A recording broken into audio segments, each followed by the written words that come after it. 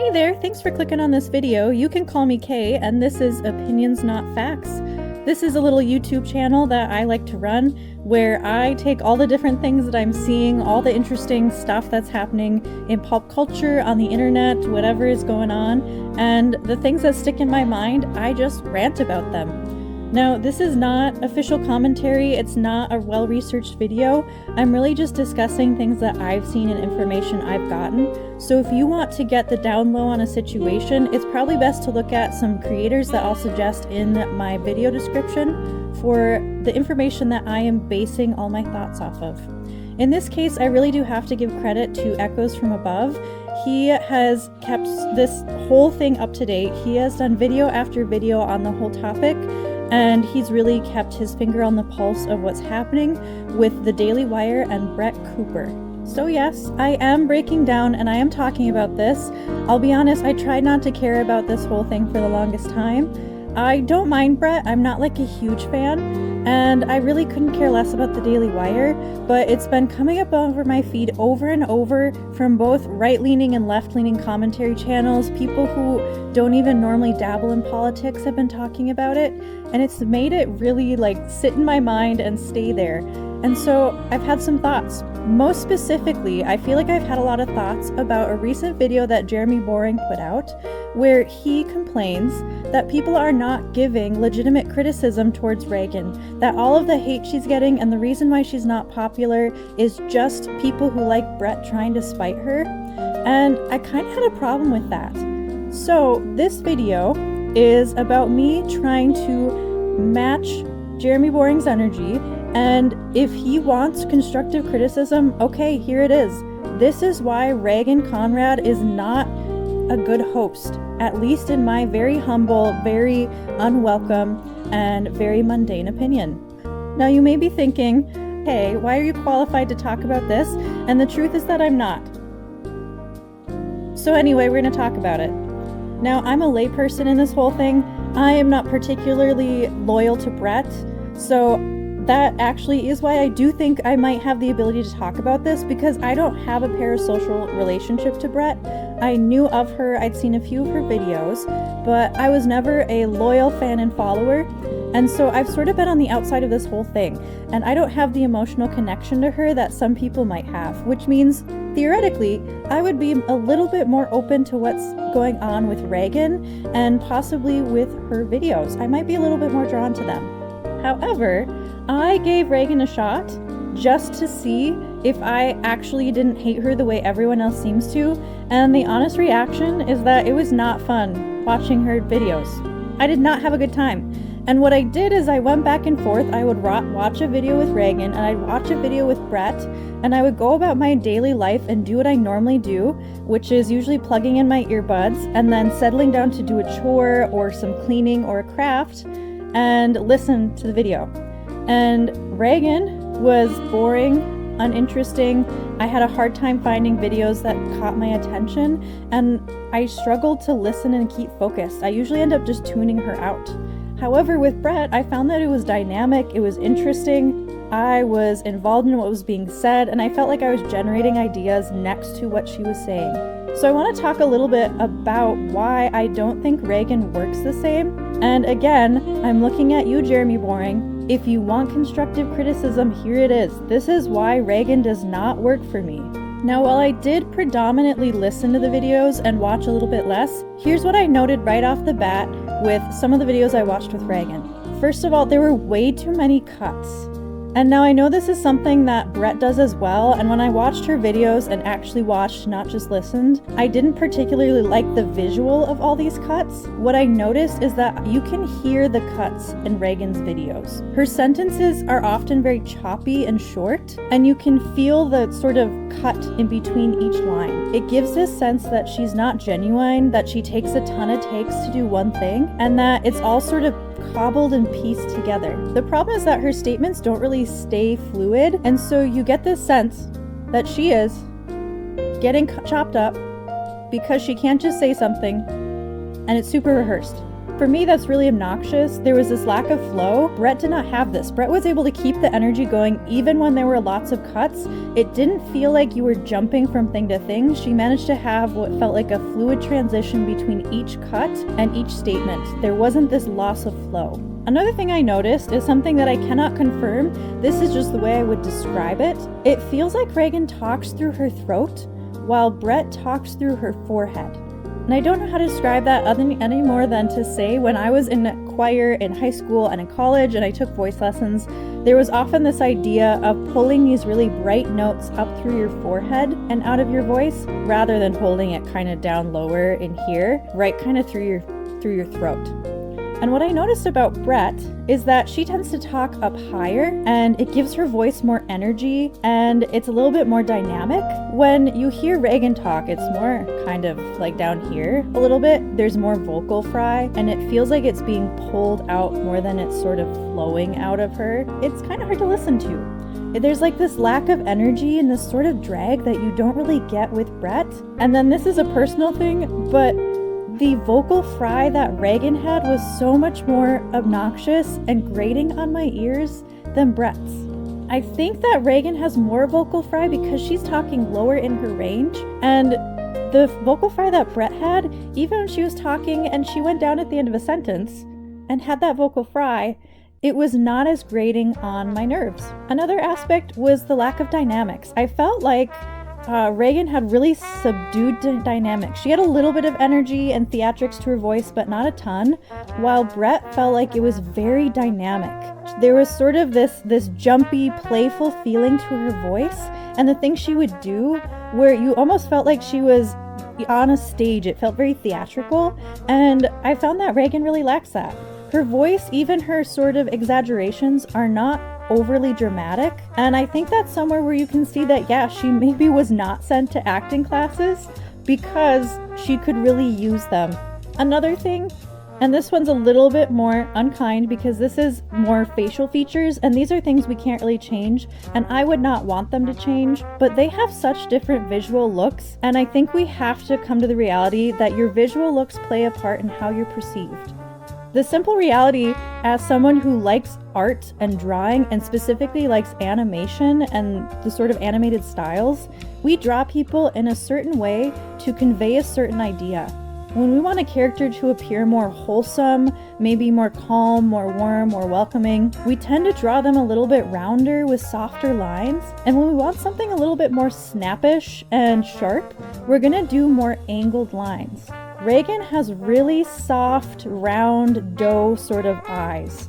They're very just round. There's no other way to put it. I was looking at them and I was like, they're literally like so round. And that's not a bad thing. She's beautiful. But she does have this sort of softer, rounder features to me. And what this means is that when I look at her, I sort of expect a softer and maybe more, gosh, I don't even know, maybe more like warm and mature and subtle sort of behavior from her than I would expect from someone like Brett. Brett has these eyes where it's almost like she's squinting at you, like she's about to tell you a secret. Her smile feels much bigger and more pointed as well. She has this look at you like she's always on the cusp of teasing you or of cracking this joke. And that works really well with her dynamic sort of playfulness.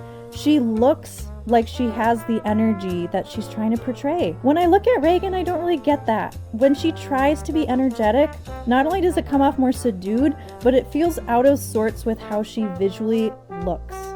So those are just a few things I noticed as I was listening and looking at these videos. So I kind of looked at this all and I thought, how could I package this up into some advice that I would give and ways that I, at least personally, would like someone like Reagan and what she does better? First of all, I would simply not screw over my friend and backstab her. I think that is a great start to not being universally hated. So that would probably be my first step. My second thing is that I would change the vibe. Reagan comes off older, softer, more mature. Visually, I said her eyes were very round, but she has altogether to me a more rounded vibe. I would treat it more like you're the cool older sister and we're coming into your room to sort of talk with you, and you're gonna pull us into the fold and maybe talk a little trash with us and teach us about the big girl world. So instead of going for this sort of sporty, quirky, gamer-fueled TikTok girl who's in college and is kind of peppy and fun, I would go for like the like older sister who drinks Monster or maybe like has wine because she's old enough to do that. I would go for something that's maybe sophisticated and smart, less than I would for something fun and playful. I would consider taking away the desk and getting rid of the more academic feel and going for something that feels more loungy, like having like a really comfy chair or even like a bed that you're sitting on, and make it feel a little bit more informal in that way. The other thing I would do is try and change up her set. Reagan's set is so crowded with random junk. I would try and pick things that say more about her personality, and I would pick a few things to highlight it and draw interest and connection with the crowd instead of just giving it like clutter. It really is just cluttered right now, and she gets lost in there. She doesn't stand out from her background. She feels consumed by it. So with that, another thing I would have her do is wear more contrasting colors and stronger values that are, again, contrasting from her background. I want her to feel like she belongs there, but not like she is the room. Right now, she just feels lost in it all. It's all very boring and kind of beige and white and black and neutrals. I would say, like, stand out from your background. Do more to be interesting and let people pick out, like, an occasional interesting thing from your background that they can relate to. The other thing I would do is take the headphones off. Make this feel less like you're a TikToker or a podcaster and make it feel more like you are engaging with someone in person. It's a little bit more adult not to walk around with these big chunky headphones on, and it gets rid of this idea that you are sort of this fun preppy TikToker. The other thing I would do is I would have Reagan slow down both in her editing and her talking. She's trying to be energetic and it's not really working for her. She's not the fun, playful type. She doesn't do a good job coming off as a little bit catty in an interesting, entertaining way, the way Brett can. It's not working for her, and so she should probably sort of tone it down, maybe mellow it out, and again, try and kind of make it feel more chill and easygoing. And then what I would do is also encourage her to take some voice acting lessons to adapt her voice. If she has this ability to take lessons, and that's something that Jeremy would do for her, I think that would actually have benefited her more. I think she should have had to go to lessons because as is, her voice is nowhere near as engaging or as satisfying to hear as Brett's, and that's going to affect someone's willingness to even listen to her in the first place. And I get it. Some of you might be listening to this and thinking, here's a channel of 4 subscribers sitting here trying to tell other people what to do and why their channel isn't working. Clearly, I am not one to talk.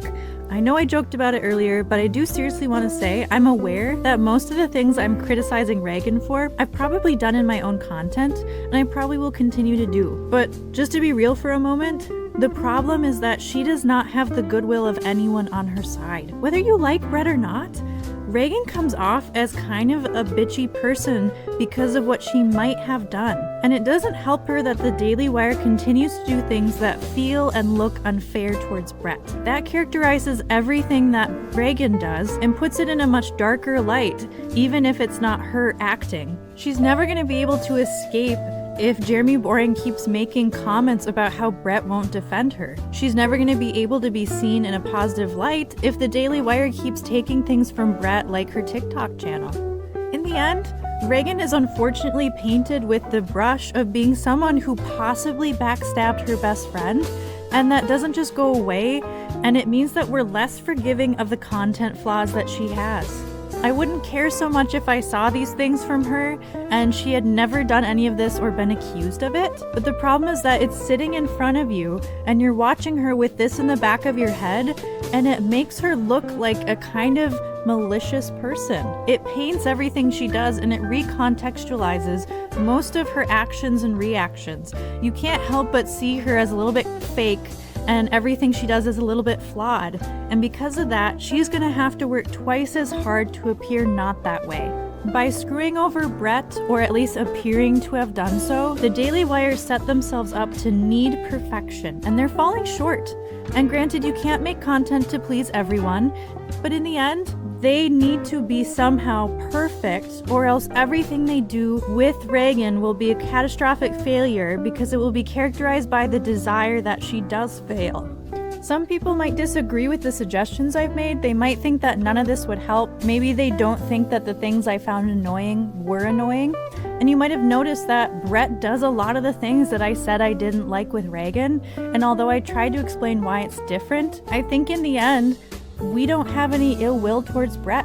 She's the hypothetical victim in this situation. You're more willing to forgive things that you might not enjoy in content when you like the person, you feel bad for them, or at least you're not angry with them. And even though I'm not angry with Reagan, I have no reason to walk in and hate her for what she's done. Everything she does is characterized around the idea that she possibly backstabbed her friend.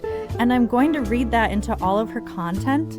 And as long as it's there in front of me and it's in the back of my mind that she might have done this, and Daily Wire keeps doing all these kind of slightly nefarious things that keep it there in front of our faces, everything she does is going to be kind of annoying. And there's going to be these flaws that are small and unimportant that we're going to nitpick and criticize because we just don't like her and we're not invested in her success. In the end, to be real for a moment and not at all catty or goofy, if she wants to succeed, she either needs to outlive the hatred that people have for her, or she's gonna have to be perfect.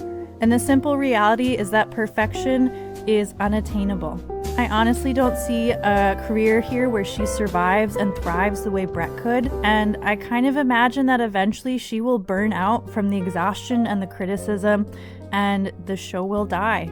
And honestly, I think that may be healthier than her trying to push through and trying to survive something that nobody should have to go through, like being criticized by hundreds of thousands of people consistently for years and years and years.